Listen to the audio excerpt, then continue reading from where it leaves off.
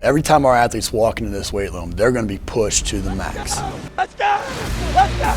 The barbell hasn't changed in over 100 years. I can take a 25-pound plate and we'll go out on the turf and I'll have you hating life. We talk about straining your gut, pushing past that comfort level. I want a lot of energy. What better breeding ground is there for being a success in life than the weight room?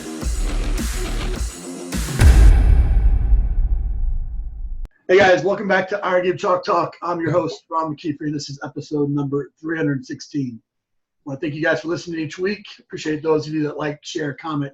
Just helps us continue to highlight the great people that we have in our profession. Also want to thank our sponsor, Train Heroic, for bringing these episodes for you for free. Without them, I wouldn't be able to do it. And I only partner with companies that I believe in both the people and the product. And Train Heroic has a fantastic product, but they're even better people. So if you're interested, please reach out to them. If not, just let them know how much you appreciate them next time that you see them at a conference or whatnot.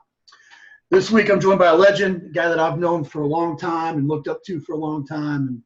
And when I was a young 23-year-old head strength coach, Coach Gentry was one of the first people that I reached out to for advice and just built a friendship since then, and a guy that I respect a tremendous amount. So Mike, I just really appreciate you coming on the show.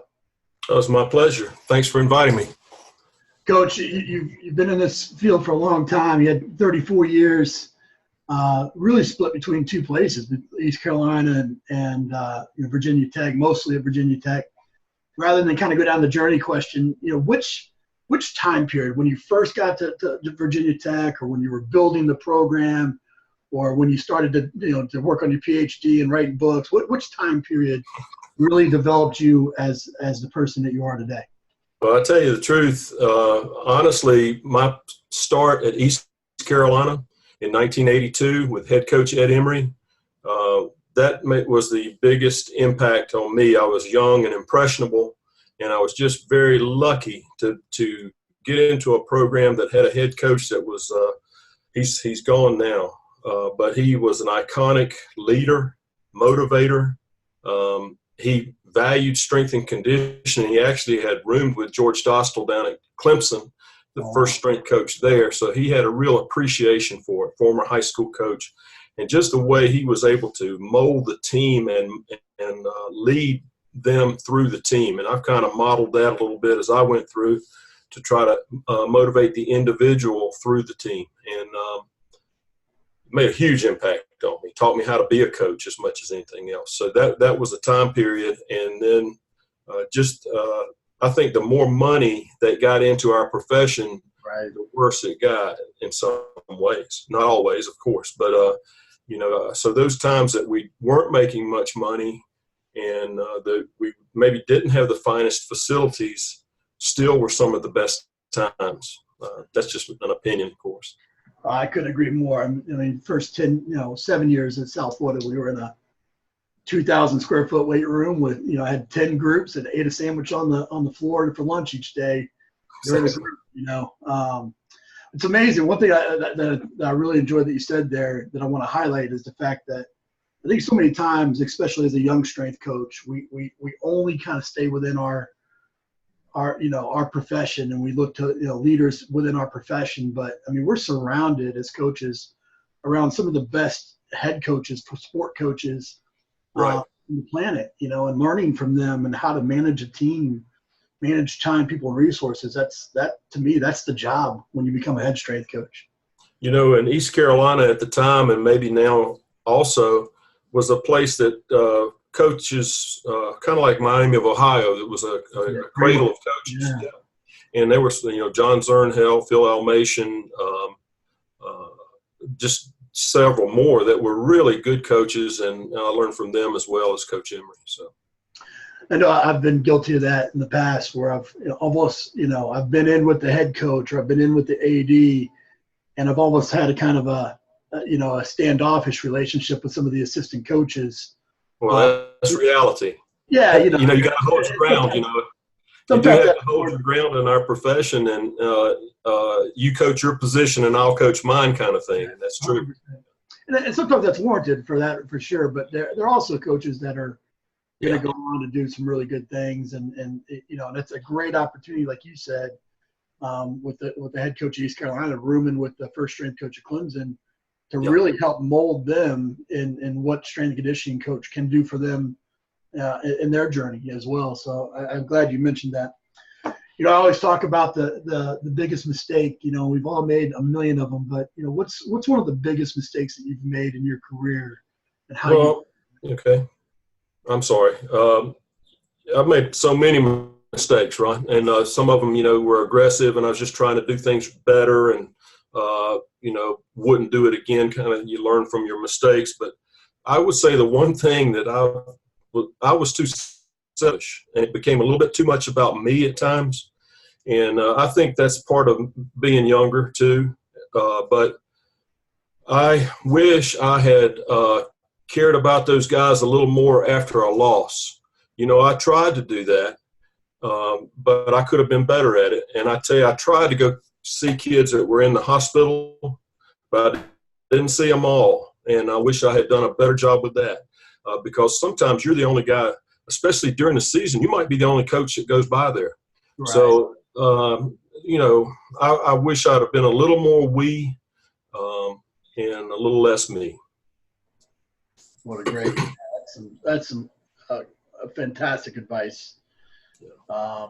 I think so many times we get caught up in the chasing the wins and chasing the dollars or the power or the authority and yeah, I mean, we wouldn't have that job without those athletes, and they're them being essentially our customers. We got to take care of them. None of them go out there to play bad or lose. So, I wish I'd have done a little better at that. You 34 years. I mean, especially how many years was it at Virginia Tech? 29 seasons. 29 seasons. I mean, I would venture to say that's probably never going to even be replicated again in our profession. To spend that long at one place, and to be able to retire as a strength coach. What's in that time period and what you see now? What's the good, the bad, and the ugly of the profession? Well, the good of the profession now is you can make a good living as a head strength coach. There's money there. The bad is you're so specialized and joined at the hip with your head coach, be it basketball, football, and I think baseball is going to be that way too, that you are going to have a hard time having a long career, or at least a long career at one place. And that means you're going to have to move. Right. And when you move, if you've got a family, that can be pretty traumatic. So I always valued the opportunity to stay here and build it here. And I'm glad Coach Beamer decided to do that, because obviously he had some chances, opportunities to go. And this was his home, and I just felt like it became our home. So right. That's the good. And it's really fulfilling to build something and see it, like you said, you had the 2,000 square foot weight room, and that's not the way you left it. Right. And, that's fulfilling. So, but those days where you're coaching more than one sport and you're also on that floor, like you were also talking about, man, that's great, because I always wanted to finish my day with a team that was a little different from football. So I could go home happier maybe or something. But the variety of training different athletes was good. It was good. You mentioned that the pay increases, and I mean over 34 years you saw it go from. I mean, what would you come in making at Virginia Tech? At Virginia Tech, I made $30,000. Yeah, I mean that's I made $9,000 my first year as a head strength coach at South Florida. I mean it has gone to the point to where I feel it's almost a pay bubble right now that we're in, where right. Coaches and strength coaches, and especially the discrepancy between the haves and the have-nots. Mm-hmm. How do we get that pay? Because I think there's a lot of people that talk at these clinics and different things about just don't take a job for $30,000, or just don't take a job for 20-something thousand when you're you should hold out for more money, or this, that, or the other. What's your advice to these young coaches, or what's your advice to the coaches that are in the profession that have the opportunity to change it? on how we can increase the bottom? I think the bottom's going to increase as long as the bubble doesn't burst, because I've seen that happen. I mean, it's just the assistants at Virginia Tech now make over twice what I made as the head person then, and you know, just globally, what is it? All the tide rises all boats. You know, so I think that it is improving, and it's improving across the board. It's just not you know. Sometimes the money can just get to be so much that you can't even relate to it. I was not in one of those positions, but I appreciated what had happened. I mean, there's no question about that. But Sure.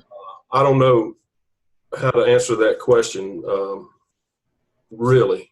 But I think that it has improved, and you can get in this profession and have a good lifestyle without being the head guy at the university.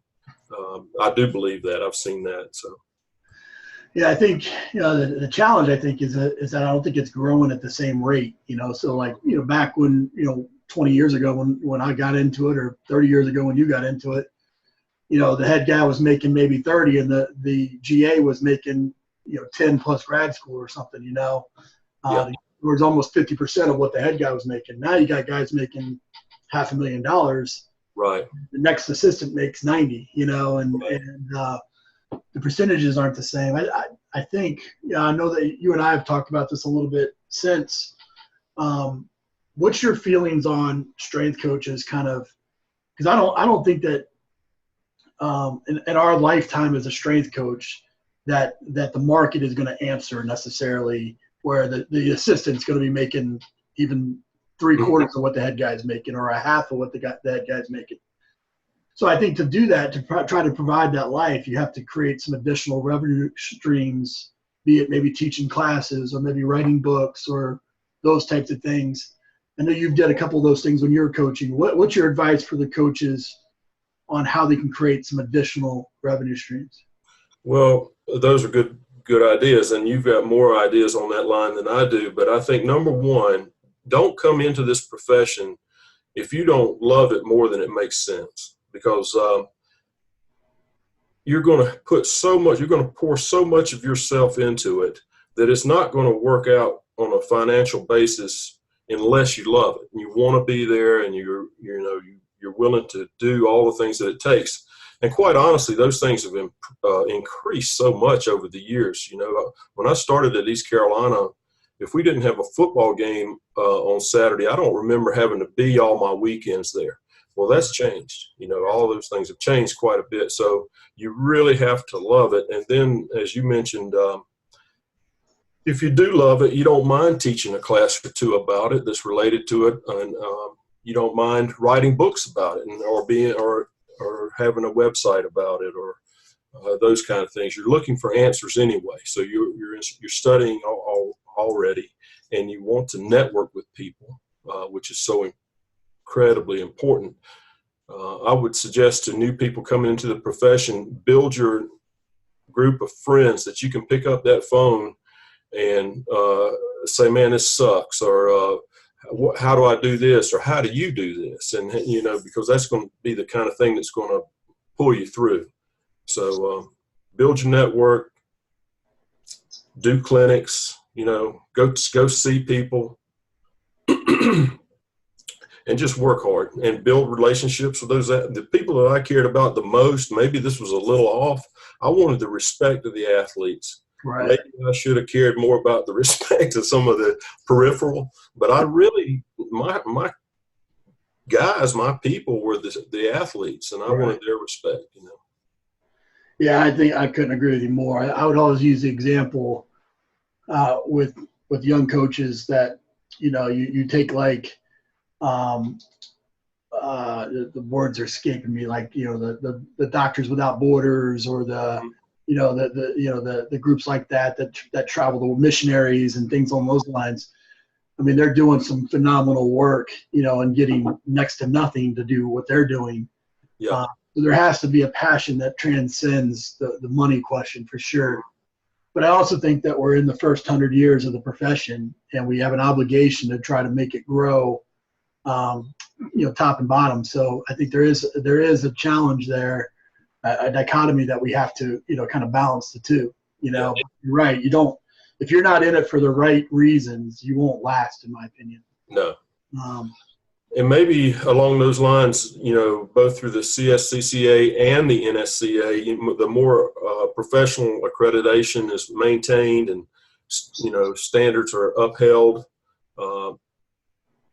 you'll be rewarded for that. We have been rewarded to a certain extent. Maybe that will continue to grow. I hope so. Yeah. So probably about 10 years ago now, I spoke at one of the CSCCA or NSCA, I can't remember which one it was, but I led a round table with, however many 100 coaches in the room, and had everybody stand up, and I said, sit down if you can't name 5 strength coaches that have retired being a strength coach. Right. And pretty much the entire room sat down.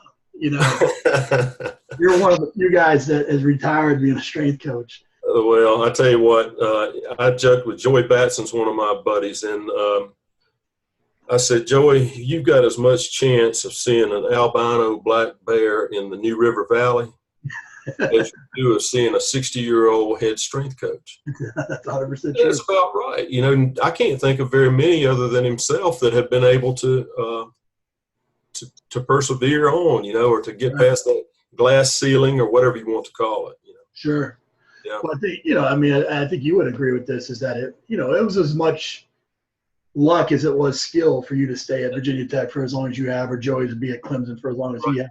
Both phenomenal coaches, phenomenal, situations, and the work that you did there is phenomenal. But, with the head coaches changing jobs as much as they're changing jobs, now the rules where these players can basically transfer, anytime, at any point. Right. You have to re-recruit your team each year. I mean, it's getting crazy, I think.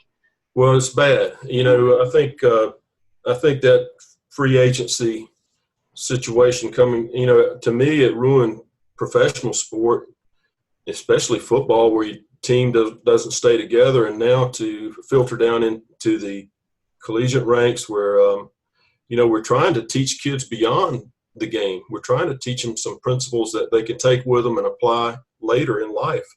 And I don't think that supports that at all. So it's becoming more and more transactional and less transformational. And that's not why I loved it. I love the part where you're developing people. 100%. Yeah. Well, I was getting to with the retirement question is now that that you've gone through this profession and you've retired being a strength coach, what 2 or 3 things that now that you wish you knew 10, 15 years ago about how to better prepare yourself for this time period? Well, I tried to do that, and I'm actually teaching some classes now. One thing that I always thought, Ron, was learn your profession, try to do a good job at your profession, and then teach others how to do the profession. To me, that was that's what I wanted to do. That's what made sense to me.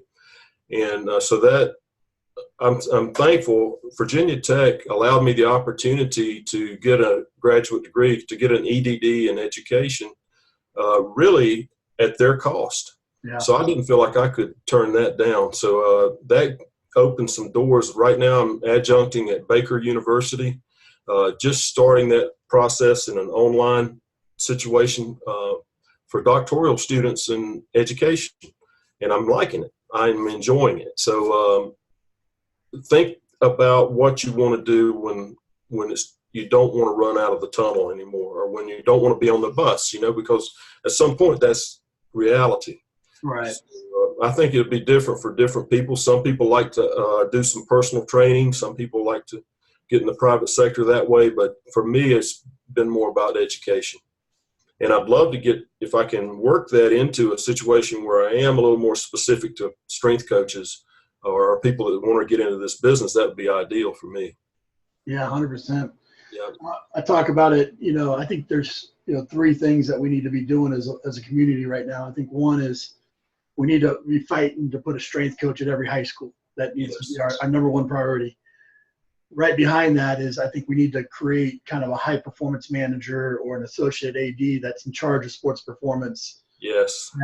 For our aging strength coaches to go. And then lastly, I think that we need to actually have a legitimate degree in strength conditioning, just like there's a legitimate degree in athletic training. Right. And that also gives a place for our aging strength coaches to go to teach, to make the community better. And if you do that, I think then that's going to lead to more research and better standards and better overall professionalism. Well, you hit all the things that I think were exactly right. What has happened in the profession is the strength coach, if you're really answering mainly and only to the head football coach or basketball coach, that I don't think is the best situation. I think Boyd Epley created a model for us out there in Nebraska 25 years ago, where you have somebody that really understands the profession and understands the needs across the board managing at these universities as an administrator. But that's not the model that I'm seeing. I'm not seeing that model. The coaches don't want it, and I don't think the administrators necessarily want it. So that means you're going to have ebbs and flows with your strength and conditioning or athletic performance programs. I think as I'm teaching this class that I'm teaching right now, we talk about deep smarts, and that you develop deep smarts over time, and that's wisdom. That's the closest thing you're going to get to wisdom.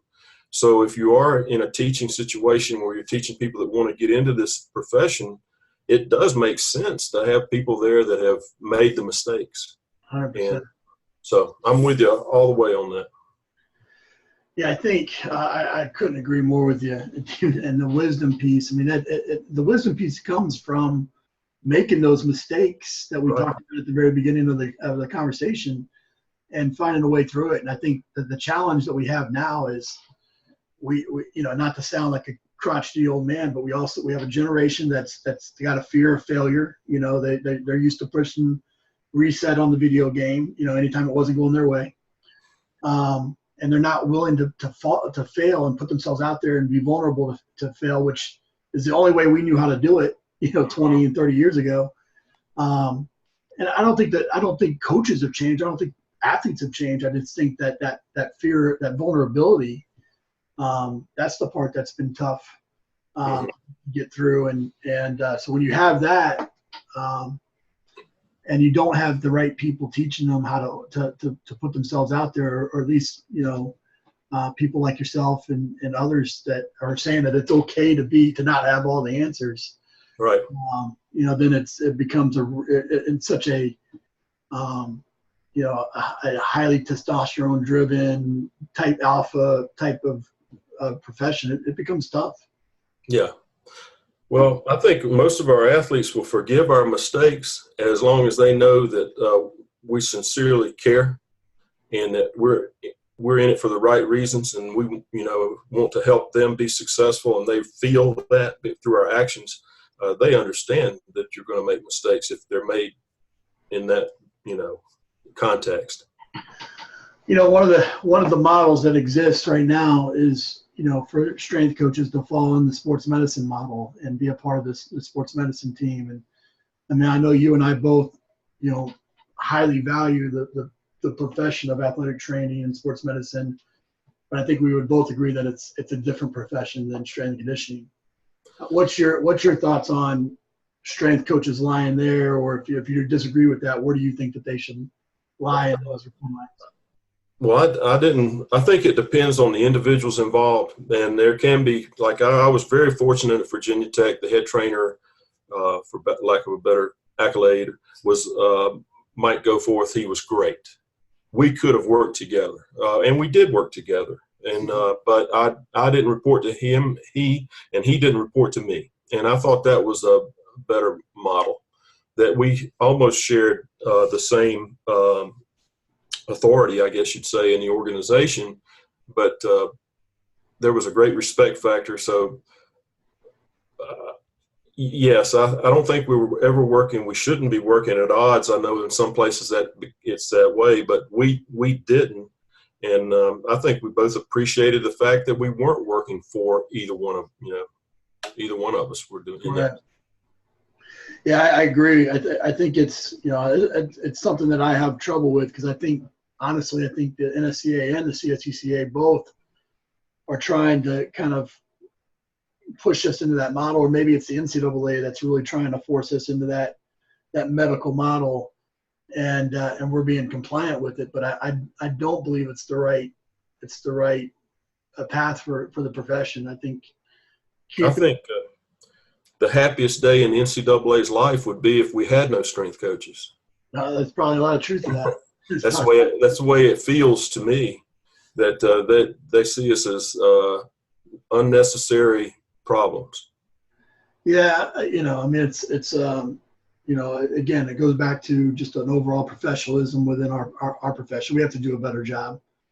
I think the education piece, again, we're Frankensteining strength coaches, where they're coming to us either biology majors or exercise science or PE, or, maybe not even a science related field sometimes, and we're making them strength coaches.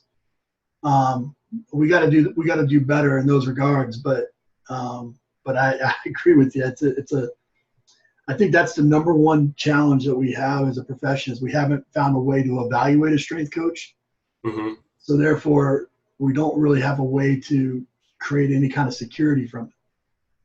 Well, I'm not on the inside right now of the CSCCA, but they appear to be looking for better entry-level degrees that are more related to the field. And, they obviously have an internship program, but they also have something that must be signed to maintain that have professional standards. Right. And at least it's steps in the right direction. I think that what you're saying is try to act a little more professional if you want to be treated more professionally, maybe. And perception, is part of that. Yeah, totally. I think you're absolutely right. I mean, there's NSCA, CSCCA, made up of a lot of great people doing a lot of great things and working on our behalf. And what we fail to realize sometimes is that it's a membership ran organization. So without involvement of the membership and just pointing fingers, nothing gets done either, and that's why we got to do it. But I know I mentioned, I think you and I maybe even talked about this one time, where my advice every year since I started going to the CSCCA was that the masters, people that get their jacket, should be the presenters that year, and yes, be good.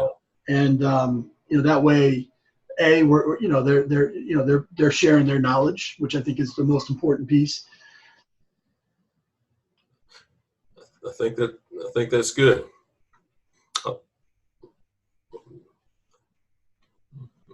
Okay, still there? Yeah, I must have hit the button there or something. But I think that it gives back. But the biggest piece of that is it creates involvement, and we all have an obligation. Like I said earlier, I think if you can go back to any other profession, you could be a part of the first 100 years.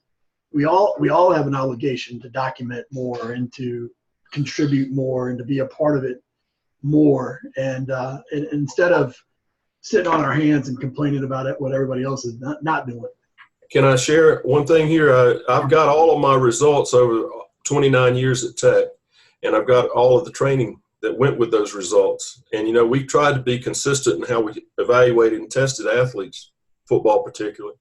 So I'm working with Dr. Tony Catarozano right now. I want to have a great longitudinal study to say, okay, what did affect speed? Where were the correlations? Where were those kind of things? So I'm looking forward to sharing that out too.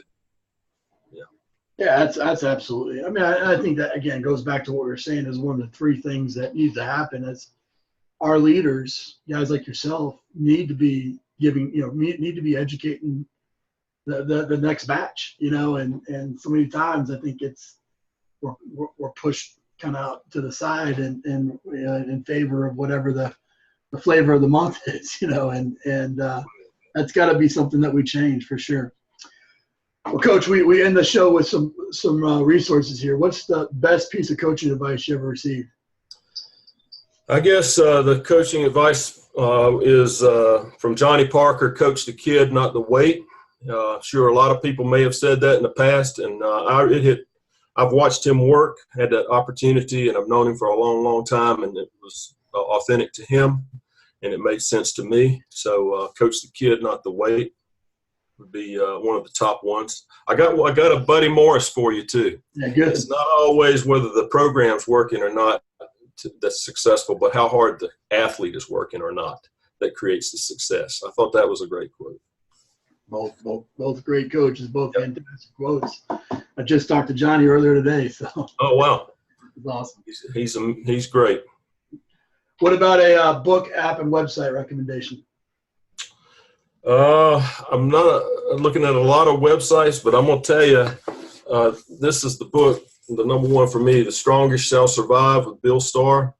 You know, it's interesting. This book I read in college changed my life, made me want to realize that there was a strength coach. But at any rate, I've seen online some people have written, some younger people have written some bad reviews about this book, that it's dated and things like that. And man, I'd like to line up against you guys. Yeah, right. This book's relevant. This book is relevant, and I hope, and it's harder to find now, but it ought to be in your library, in my opinion, if you're going to be coaching power athletes. Yeah, it's right over there. What about any apps that you use or productivity type stuff? You know, I was supposed to write those things down. The Art of Manliness is a website that I look at some, and I like what he's all about. I like where he goes back and talks about Teddy Roosevelt and different things, those kind of guys. I've become a stronger person of faith as I've gotten older. And if I could, what good is it for a man to gain the whole world and lose his soul? So I think that's super important. And that's Matthew 16:26. So I encourage everybody out there, if one person started changed a little bit in that direction, that would be great for me. So 100%. It's helped me. 100%. Well, Coach, like I said at the very beginning, I mean, you're a person that I've respected for a very, very long time, and thank you. This whole profession has owes you a debt of gratitude for. That's where you're wrong, Ron. I owe the profession more than they ever owed me. I mean, it's just incredible. And I'd like to say before we get off here that I always knew how you were professionally and structured and organized, but I didn't know your heart till I heard you speak in South Carolina in 2017. And that's what makes the difference for all of us as coaches, really. I think we can approach it a lot of different ways, but if our heart is right, it's going to be all right. Only a person that has it knows it, and I appreciate that. It's very kind. And I know you've got some things going on, with teaching, and I know you've done some work with high schools and consulting and things like that. Do you still have your website up and going?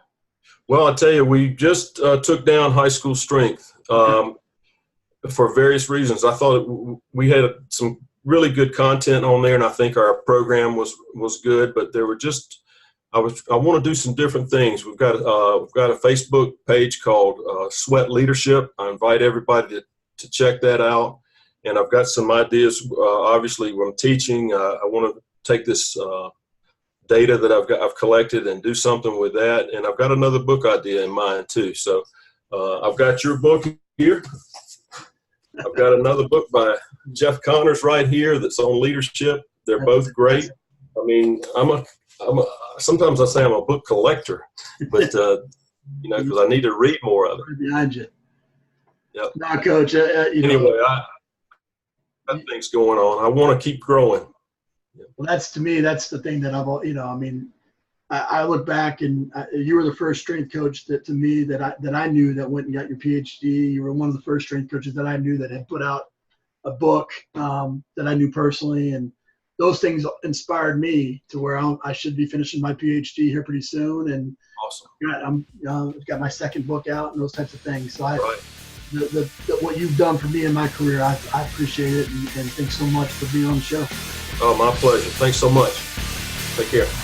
That's it for this episode of Iron Game Chalk Talk. Thanks to this week's guest as well as our sponsors for bringing this episode to you for free. Make sure to check out ronmckeefery.com, where you can join our mailing list, find the show notes, including all the links and resources mentioned, and information about Coach McKeefery's other products. While you are there, please join Coach McKeefery in the comments section thanking our guest for sharing.